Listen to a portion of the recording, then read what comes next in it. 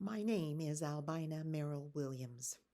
Our family was one of many who were part of the exodus from our beloved Nauvoo to the plains of Iowa.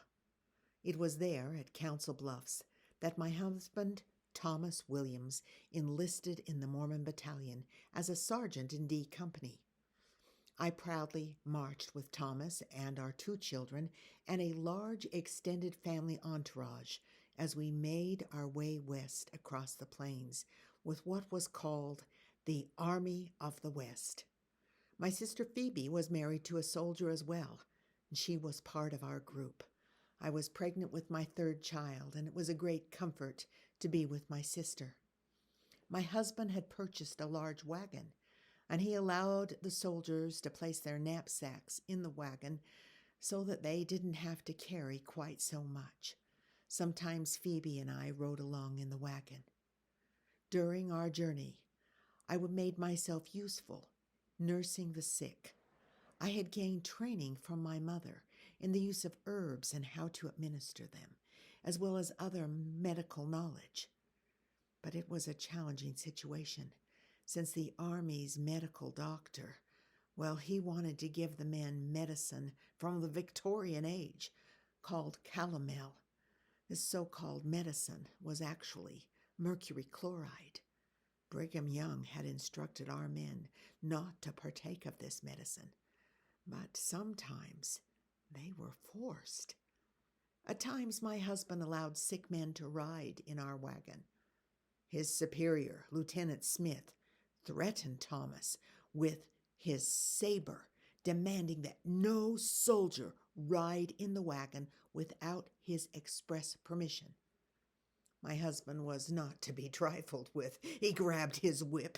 He declared that if Lieutenant Smith made one more move, he would level him to the ground. At last, the situation was peacefully resolved. Our family did not march all the way to California, as a few did. We went as far as Santa Fe, and then we were sent to winter in Pueblo. I had written in my journal it was a poorly protected fort, but it was the best refuge that could be obtained. Indians and Spaniards were almost daily threatening attacks upon the fort. Insufficient food and clothing occasioned much sickness among the men, the women, and the children. It was in Pueblo that I gave birth to my daughter in January of 1847. Now, in May of that year, we left that isolated fort and we began making our way to the Salt Lake Valley. My husband, Thomas, and a group of men were sent ahead. They met up with Brigham Young's Vanguard Company at the Green River. Brother Brigham's company gave 3 cheers of hosanna and praise. They were so happy to see our men. During our sojourn in Mexico, Thomas had learned about irrigation, and so he and the other men who obtained this knowledge, as soon as they got into the Salt Lake Valley, they began to start implementing irrigation practices. Life settled down once we were in the valley. My husband and his brother-in-law started a freight company. We were quite prosperous.